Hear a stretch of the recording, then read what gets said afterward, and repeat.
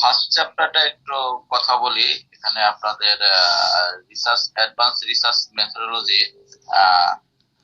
মানে কোনো স্পেসিফিক বই থেকে অনেক কিছু পাওয়া যাচ্ছে না। যদি আমরা এখান থেকে, এই জন্য আমরা যেটা করবো সেটা হলো নেট থেকে, অথবা আমি দেখে দু একটা বই টই এরপরে দিব আপনাদের, ফটোকপি দিব অথবা ইয়ে দিব, এইটাতে ডাউনলোড করে দিব। সেই জিনিসগুলো আপনারা একটু নিবেন। আর মানে আমি টাইম টু টাইম ইন্টারনেট থেকে অথবা বই থেকে, যেখান থেকে দেয় সেখানে স্পেসিফিক কোনো বই থেকে আপনারা কোনো কিছু মানে সরাসরি নিতে পারবেন বলে মনে হচ্ছে না। তারপরে দরকার হলে আমি আবার সামনে জানাই দিব। আচ্ছা, ফার্স্টে আমরা যে রিসার্চ মেথোডলজির ফার্স্ট একটা কোর্স কমপ্লিট করে আসছিলাম, সেখান থেকে হয়তো কিছু কিছু সাপোর্ট দরকার হবে। যেমন ফার্স্ট চ্যাপ্টারটা টোটালি কিন্তু আমাদের ওই রিলেটেড আছে। এখানে যেমন বলছে the basic elements of research methods and methodology such as perception of research, social value of research, economic value of research, research design, research question, objectives, problem statement, identification, sampling design, sampling procedure, research report। এই যে জিনিসগুলি বললাম, সেই জিনিসগুলি maximum আমাদের আপনার ওই ফার্স্টের কোর্স থেকেই আছে। মানে আপনারা জিনিসগুলি মোটামুটি পাবেন রিসার্চ মেথডের ফার্স্ট কোর্সটা। তো আমি আশা করি আপনাদের এই ফার্স্ট চ্যাপ্টারটা ওখান থেকে দেখবেন। আমরা একটু সেকেন্ড চ্যাপ্টার থেকে আপনাদেরকে শুরু করবো, যেহেতু interest. Sir, fundamental form of valid reasoning, where the premises give guarantee of the truth of conjecture, sir. Okay, very good. দেখেন, ইন্ডাকটিভ অ্যাপ্রোচের যে ব্যাপারটা, সেটা হলো যে at first the researchers collect data, then analyze the data। মানে researcher যেটা কাজটা হলো কালেক্ট ডাটা, তারপরে হলো যে analyze data, and finally draw the conclusion, develop the theory. That means আমাদের একটা ডাটা কালেক্ট করবে, সেখান থেকে তারা যে জিনিসটা আউটপুট পাবে সেটার মাধ্যমে একটা থিওরি ডেভেলপ করবে, সেটাকে আমরা হচ্ছে ইন্ডাকটিভ অ্যাপ্রোচ। আর ডিডাকটিভ অ্যাপ্রোচ বলতে হলো যে আমরা প্রথমেই মানে হাইপোথাইসিস অথবা যে কোনো একটা ইয়াদ করে নিব যেটাকে এরকম। তো এরপরে হয়েছিল যে আমরা যে অ্যানালাইজ, ডাটা অ্যানালাইজ করব এবং ফাইনালি হাইপোথাইসিস সাপোর্ট করে না করে না কোনটা, মানে হাইপোথিসিসটাকে আমরা প্রুফ করব যে এটা সাপোর্ট করে অথবা এটা সাপোর্ট করে না। এটা হলো ডিডাকটিভ অ্যাপ্রোচ। দুইটা অ্যাপ্রোচই আমাদের রিসার্চের ক্ষেত্রে অনেক ক্ষেত্রে কাজে লাগে, ঠিক আছে। আচ্ছা, রিসার্চে আমরা এই অ্যাপ্রোচ গুলি কাজে লাগাবো। তাহলে আমরা একটু দেখবো ইন্ডাকটিভ অ্যাপ্রোচ এবং ডিডাকটিভ অ্যাপ্রোচের একটা সিস্টেম। একটু লাইনে থাকে। ইন্ডাকটিভ রিসার্চ এবং ডিডাকটিভ রিসার্চের আমি একটা ফাইল আপনাদের দিয়ে দিব, ঠিক আছে। আচ্ছা, সেখানে দুইটার মধ্যে মেইন ডিফারেন্সটা কি সেটা একটু আমরা দেখি। কি বলছে যে ইন্ডাকটিভ অ্যাপ্রোচের মধ্যে a deductive approach, আমি একটা এই সেন্টেন্স বলছি, is aimed at testing theory। Deductive যেটা বলছি is aimed to test the theory, and inductive approach is concerned with the generation of new theory। বুঝছেন? তাহলে in case of theory, inductive, that is that tries to generate or formulate the theory, নতুন কোন theory চলে আসবে inductive অ্যাপ্রোচের মাধ্যমে। আর in case of deductive approach, সেক্ষেত্রে you are testing the theory, you are testing the validating of the theory, মানে actual theory যেটা বলছে সেটা সঠিক আছে কি নাই সেটাকে আমরা টেস্ট করার জন্য আমরা বলছি ইন্ডাকটিভ অ্যাপ্রোচ ইউজ করতে পারি।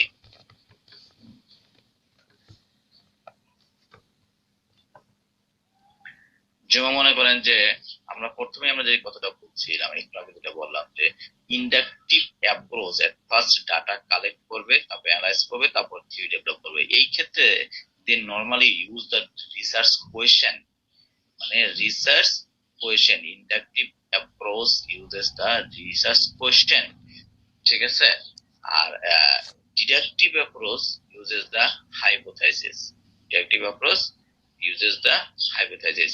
এই পার্থক্যগুলি আমাদের এইটার জন্য জানা দরকার। সেটা হলো যে আমরা যখন কোন একটা রিসার্চ পেপার করবো অথবা একটা রিসার্চ করবো অথবা এরকম কোনো কাজের সাথে সহযোগিতা অথবা যে কোনো একটা কিছু যদি ইনভলভ হই, সেক্ষেত্রে আমাদের কিন্তু কোন টপিকগুলি আসবে এবং কোনগুলি আসবে না সেটা আমরা এখানে বুঝতে পারবো।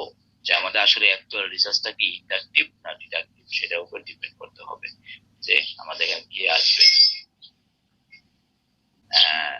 Deductive approach are more commonly associated with quantitative research. That means deductive approach কে বলা হয়েছে যে more commonly used with quantitative research. Suppose there is no set roles and some qualitative duties. Studies may have a deductive orientation. মানে এখানে যেটা বলা হয়েছে যে আপনার ডিডাকটিভ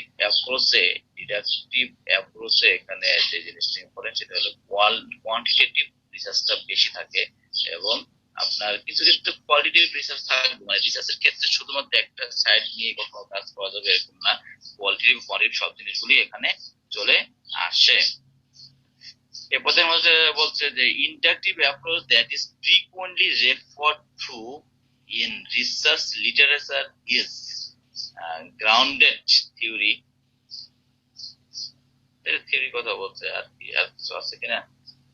আচ্ছা, ফাইলটা আপনাদের আমি দিয়ে দিচ্ছি, এখান থেকে একটু দেখবেন যে the basic difference between inductive and deductive approach, এটা একটু দেখবেন। এখানে আরো আছে হয়তো আপনার ভেরিয়েবল নিয়ে অনেক কথা আছে, এখানে কিছু কথা আমরা বলি দেখি যে actually do you know what is the variable in research. Variable গুলি that means in research the variables is the elements of research which are used to forecast something and to forecasted something.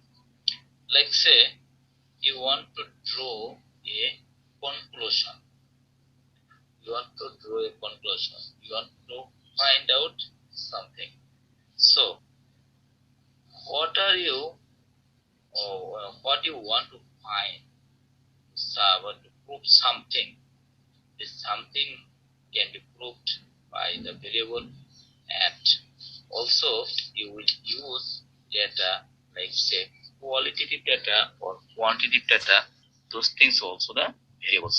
In normal sense, in research, two types of variables are used.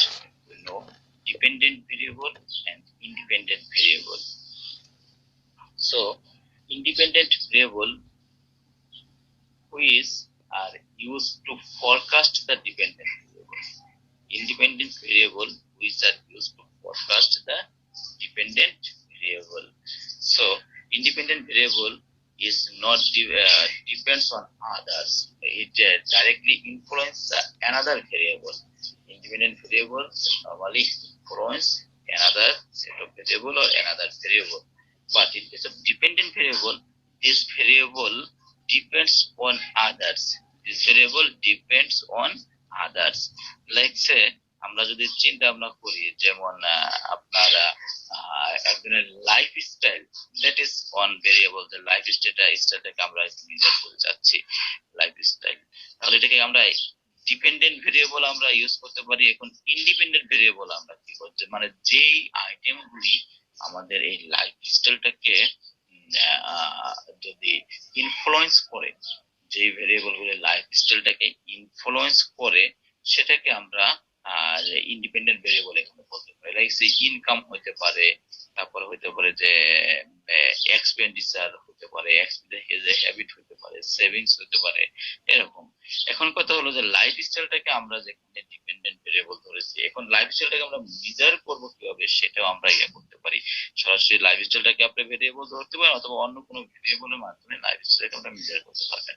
যেমন মনে করেন যে আমরা যে বলি যে profitability is the dependent variable. একটা অর্গানাইজেশনের প্রফিটেবিলিটি ডিপেন্ডেন্ট ভেরিয়েবল। এবং প্রফিটেবিলিটি কিন্তু অনেক জিনিসের উপর ডিপেন্ডস করে, like say management efficiency, capital, working capital management, তারপরে এরকম মেনি ভেরিয়েবলস এখানে করে। এখন প্রফিটেবিলিটি যখন আমরা এখানে মেজার করে যাচ্ছি, এটাকে আমরা একটা ডিপেন্ডেন্ট ভেরিয়েবল কি ধরতে পারি, সেটা কি দিয়ে প্রফিটেবল আমরা এখানে মানে ফোকাস করতে পারি অথবা ওটাকে রিপ্রেজেন্ট করতে পারি, সেটাকে আমরা বলতেছি এটা এখানে ডিপেন্ডেন্ট ভেরিয়েবল, লাইক যেমন ইপিএস অথবা এবং বিভিন্ন আইটেম থাকতে পারে। দেখেন এখন এই ভেরিয়েবলটা আমরা এগুলি দেখে আসছি আমাদের রিসার্চের ফার্স্টের যে কোর্সটা, এখন আমরা এই কোর্সটার মধ্যে একটু নতুন কিছু ক্যাটাগরি ভেরিয়েবল দেখবো, যেটা আমাদের জন্য একটু very important. Number one endogenous variable, যেমন ইন্ডোজেনিয়াস ভেরিয়েবল, এক্সোজেনিয়াস ভেরিয়েবল, এরকম আমাদের বিভিন্ন টাইপস অফ ভেরিয়েবল দেখেন এখানে সিলেবাসের মধ্যে আছে, সেগুলো আমরা এখান থেকে কিছু দেখবো। ইন্ডোজেনিয়াস ভেরিয়েবল, এক্সোজেনিয়াস ভেরিয়েবল, কন্ট্রোল ভেরিয়েবল, তারপরে মডারেটর ভেরিয়েবল, এরপরে হচ্ছে ইনস্ট্রুমেন্টাল ভেরিয়েবল, এগুলো আমরা একটু দেখবো। দেখেন ইন্ডোজেনিয়াস ভেরিয়েবলের ক্ষেত্রে বলছে are used in econometrics and sometimes in linear programming, they are similar to dependent variable. Endogenous variables has values that are determined by other variables in the system. ঠিক আছে, তাহলে আমরা দেখি, আমরা সেন্টেন্সগুলো আরেকবার পড়ি, দেখি বলছে যে ইন্ডিজেনিয়াস ভেরিয়েবল যেটা কোথায় কোথায় ইউজ করা হয়, ইকোনোমেট্রিক্স এ ইউজ করা হয় এবং sometimes in linear programming, linear রিগ্রেশনে ইউজ করা হয় ইন্ডিজেনিয়াস ভেরিয়েবলে। এখানে বলা হয়েছে they are similar to dependent variables, তারা ডিপেন্ডেন্স ভেরিয়েবলের মতো, এবং indigenous variables have values that are determined by other variables in the system.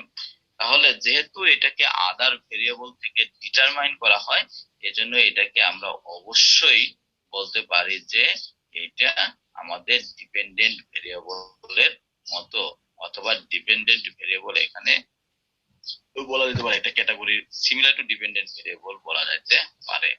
এখানে একটা বিশাল এক্সাম্পল দেওয়া আছে, এটা আপনারা দেখবেন। এরপর দেখেন বলছে an exogenous variable is a variable that is not affected by other variables in the system।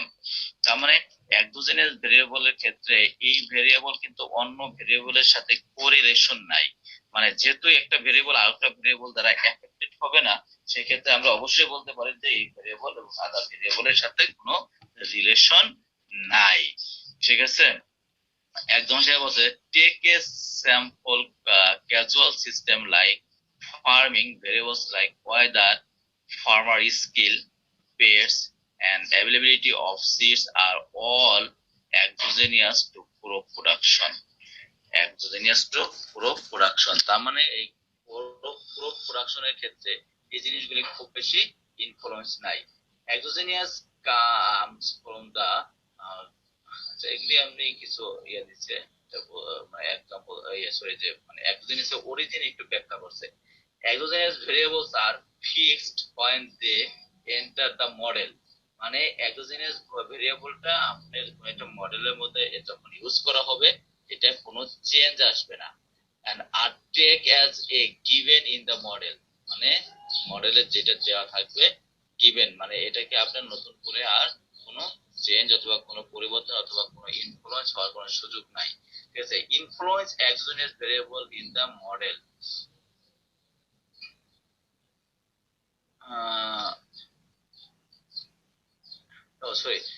এক্সোজেনিয়াস ভেরিয়েবলটা সেটা হলো যে ইন্ডোজেনিয়াস ভেরিয়েবলটাকে ইনফ্লুয়েন্স করবে। তার মানে কি আমরা এখন একটা জিনিস কিন্তু বুঝতে পারতেছি যে এক্সোজেনিয়াস ভেরিয়েবলটা নরমালি কিন্তু ইন্ডিপেন্ডেন্ট ভেরিয়েবলের মতো কাজ করে। ঠিক আছে, এক্সোজেনিয়াস ভেরিয়েবলটা আপনার ইন্ডিপেন্ডেন্ট ভেরিয়েবলের মতো কাজ করে। Exogenous variable are not determined by the model and exogenous variables are not explained by the model। দেখেন এই যে জিনিসগুলো বললাম সেগুলি দ্বারা আমরা exogenous variableটাকে একটু ডিটারমাইন করতে পারি অথবা বুঝতে পারি। সো একটু আমি আবারও বলতেছি যে endogenous variable সেটা আমরা বলতেছি which are formed, which are generated by other variables which are like say dependent variable, সেখানে আমরা এটাকে বলতেছি যে এটা একটা অন্য কিছু ভেরিয়েবলের মাধ্যমে এটাকে ডিটারমাইন করতে হবে এবং অন্য কোনো ভেরিয়েবলের মাধ্যমে এটাকে ফর্মুলেট করবে এবং হবে। কিন্তু এক্সোজেনিয়াস ভেরিয়েবলের ক্ষেত্রে যে জিনিসটা বলা হয়েছে এটা টোটালি অন্য কোনো ভেরিয়েবলের সাথে কানেকশন নাই, এটা কানেকশন নাই, এটা আবার আপনার ওই ইন্ডিপেন্ডেন্ট ভেরিয়েবলের মতো, মানে same as independent variable and also will not influenced by other variables, but this variable will influence the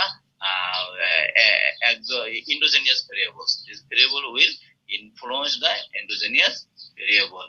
আর মডেলের কোনো চেঞ্জের মাধ্যমে আমাদের কখনোই এক্সোজেনাস ভেরিয়েবলের কোনো চেঞ্জ আসবে না। লাইকসে আমরা যেটা বললাম যে মানে অনেক ক্ষেত্রে দেখা যায় মানে ইন্ডিপেন্ডেন্ট এবং ডিপেন্ডেন্ট ভেরিয়েবলের মধ্যে কিন্তু আবার যেরকম এখানে এটা যে সেম বলা হয়েছে তার মানে কিন্তু সেম না।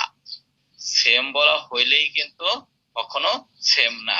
লাইকসে মনে করেন যে আমাদের ইন্ডিপেন্ডেন্ট ভেরিয়েবল গুলিও কিন্তু অনেক ক্ষেত্রে মডেলের মাধ্যমে এক্সপ্লেইন হয়, কিন্তু এক্সোজেনিয়াস ভেরিয়েবল এই যে মানে ইন্ডোজেনিয়াস ভেরিয়েবল যে জিনিসগুলো আমরা বললাম যে এক্সোজেনিয়াস ভেরিয়েবল সেটা কিন্তু মডেলের মাধ্যমে কখনো আপনাকে কখনোই এক্সপ্লেইন করা যাবে না এবং মানে ইয়া হবে না, আপনার চেঞ্জ হবে না আর কি। ঠিক আছে, এটা আমরা আবার এগুলি দেখি কিছু যদি আমরা ওই রিসার্চের মধ্যে সামনে পেয়ে যাব মানে কিভাবে এটাকে ইউজ করতে হবে। দেখেন বলছে যে exogenous variable is almost exclusively used in econometrics. However, it is sometimes used in linear regression to describe the independent variables. আচ্ছা, আপনাদের স্লাইডটা ফাইলগুলো আগে দিয়ে দিলে মনে হয় ভালো হতো। আচ্ছা, আমি একটু করে দিয়ে দিচ্ছি। আচ্ছা, এরপর দেখেন মডারেটর ভেরিয়েবলস।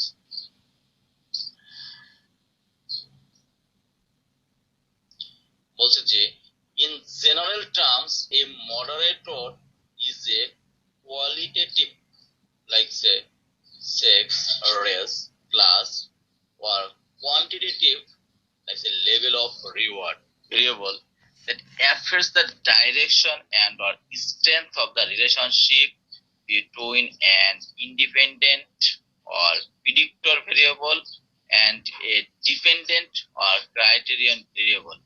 তো আমরা এখানে কি পাচ্ছি যে মডারেটর ভেরিয়েবলটা কি রকম হতে পারে? Moderator variable is a qualitative and also the quantitative variable. মানে moderator variable is the qualitative and also the quantitative variable that affects the direction and or strength of the relationship in an independent and dependent variable. একটু কঠিন কথা বলা হয়েছে, একটু দেখেন আমরা একটা এক্সাম্পল দিই। লাইক সে মনে করেন যে আমরা জানতে চাচ্ছি হলো আমাদের একটা রিসার্চ করতে চাচ্ছি এখানে ইন্ডিপেন্ডেন্ট, যেমন রিসার্চ করতে চাচ্ছি হলো আপনার সেভিংস মানে সেভিংসটা কি কি দ্বারা ইনফ্লুয়েন্সড হতে পারে, জাস্ট এতটুকু আমাদের এখানে ব্যাপার। আমরা যেমন ইনকাম করি, ইনকামে একটা পার্টিকুলার অংশ আমরা সেভ করে রাখতেছি, এটাকে সেভিংস বলছি আমরা।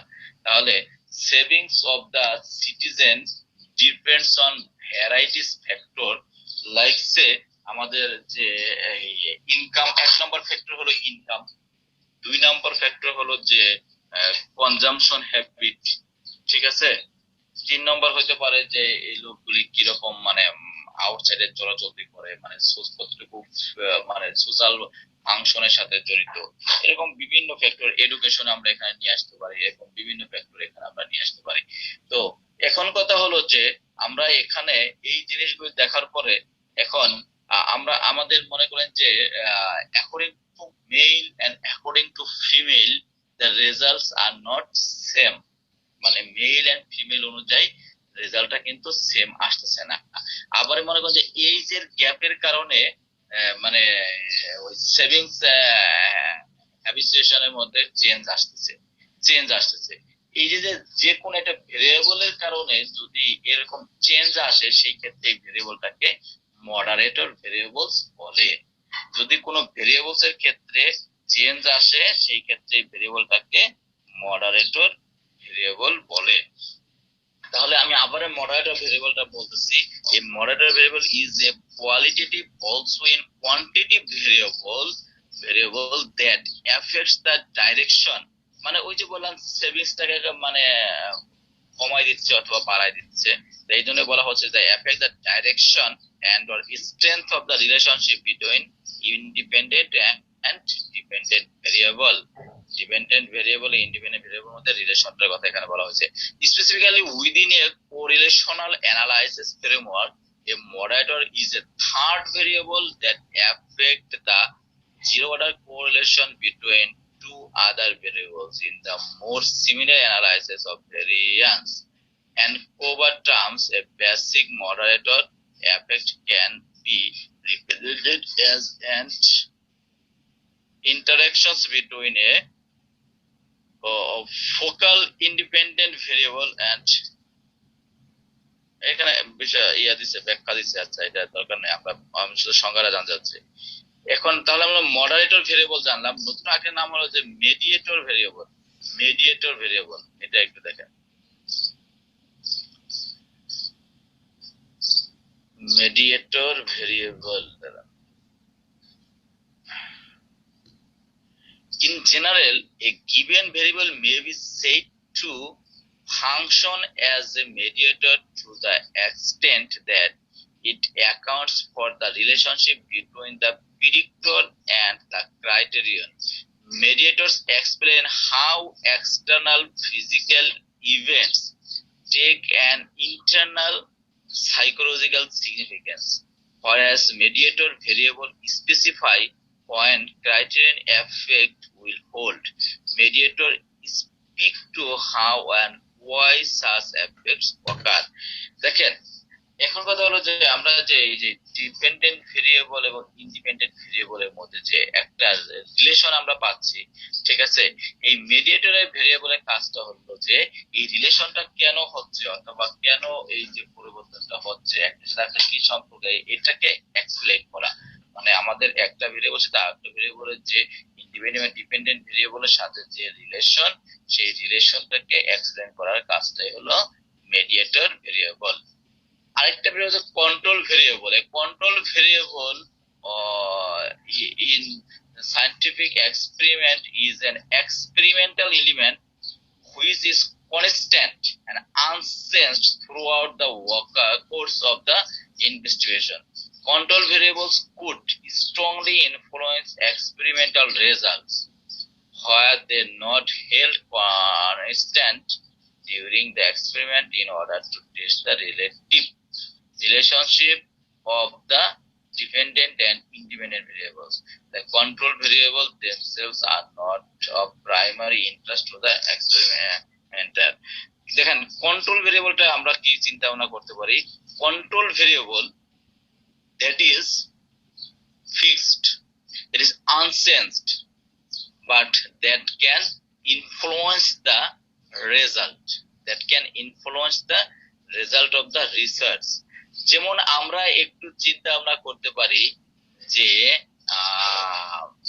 মানে মানুষ পিপল অথবা সিটিজেন যেটাই বলেন যেভাবে চিন্তা না করেন তারা ব্যাংকে টাকা রাখবে নাকি ইনভেস্ট করবে মানে এটা আমাদের জানা দরকার ব্যাংকে টাকা রাখবে নাকি ইনভেস্ট করবে সেখানে একটা কন্ট্রোল ভেরিয়েবল আছে কন্ট্রোল ভেরিয়েবলটা হলো যে bank rate interest rate bank interest rate এরকম যে মনে করেন যে ব্যাংক রেট ইন্টারেস্ট রেট এই জিনিসগুলি ফিক্সড এই জিনিসগুলি কনস্ট্যান্ট এটা কিন্তু আপনি কনস্ট্যান্ট করতে পারেন আপনি চেঞ্জ করতে পারেন না কিন্তু এই জিনিসগুলি কিন্তু আপনাকে চেঞ্জ করে ফেলবে আপনার রেজাল্টকে চেঞ্জ করে ফেলবে যেমন inflation is also the control variable ইনফ্লেশনটাকে আপনি ইচ্ছা করলে চেঞ্জ করতে পারতেছেন না but inflation can change you মানে your result or your inflation was changed by inflation but you cannot change the inflation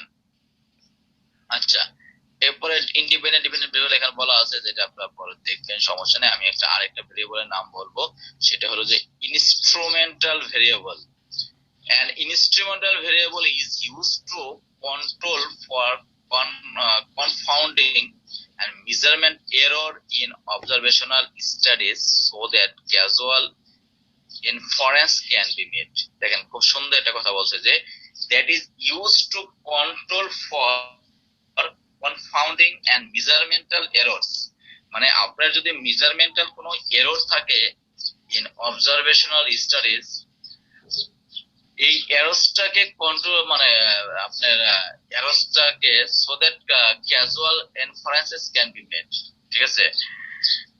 এই যে ভুল থাকতে পারে, স্কেলে ভুল থাকতে পারে, মেজারমেন্টের ভুল থাকতে পারে, সে ভুলটাকে আপনি কন্ট্রোল করার জন্য ইনস্ট্রুমেন্টাল ভেরিয়েবলটা আপনি এখানে ইউজ করতে পারেন, ঠিক আছে। তাহলে ইনস্ট্রুমেন্টাল যেমন এখানে একটা সেন্টেন্স বলতে দেখেন, suppose X and Y are the exposure and outcome of interest and we can observe their relation to a third variable z. Let z be associated with x but not associated with y except through its association with x, as z is called an IV or instrumental variable. এখানে মানে যেটাকে instrumental variable হিসাবে ধরা হয়েছে, that is an IV is a factor that is associated with the exposure but not in the not with the outcome. দেখেন এখানে বলা হয়েছে যে আপনার যে আউটকামের সাথে এখানে এটার রিলেশন নাই, কিন্তু কথা হলো যে ইনপুটের সাথে অথবা এক্সপোজারের সাথে এটা রিলেশন আছে। তাহলে এটা দ্বারা এখানে মেজার করা হচ্ছে যে কতটুকু এখানে ভুল আছে অথবা কতটুকু এখানে আপনার মেজারমেন্টের এরর আছে, সেই এররটা এখানে বের করার জন্য ইনস্ট্রুমেন্টাল ভেরিয়েবলটা ইউজ করা যাচ্ছে। টার্মগুলি একটু আপনাদের কাছে কঠিন মনে হইতে পারে, একটু দেখবেন। আমি আজকে যেহেতু গতকাল ক্লাস নিতে বললাম না, এর আগে আপনাদের ক্লাস নিতে পারিনি, আজকে ফার্স্ট ক্লাস নিলাম। আমরা এই কথা বলবো, আমরা এখানে যে বিভিন্ন ক্যাটাগরি ভেরিয়েবল দেওয়া আছে, বিভিন্ন দেওয়া আছে, একটু দেখবেন। আগামীকাল আমি ক্লাসটা নিলে আপনাদের জানাই দিব আর কি, ঠিক আছে। আর আজকে যে জিনিসগুলো আমি একটু দেখাইলাম, চ্যাপ্টার 1টা আপনারা একটু নিজেরা দেখে নিবেন, যদি কোনো কোশ্চেন থাকে আমাকে বলবেন। আর চ্যাপ্টার 2 থেকে আমরা যেগুলো শুরু করছি, যে কিছু ভেরিয়েবলের নাম করলাম, অথবা যেখানে দেখবেন ওখানে যে জিনিসগুলি কমন আছে আগে পড়ে আছে ওইগুলো দেখে নিবেন আপনারা, ঠিক আছে। কথা বুঝতে পারছেন?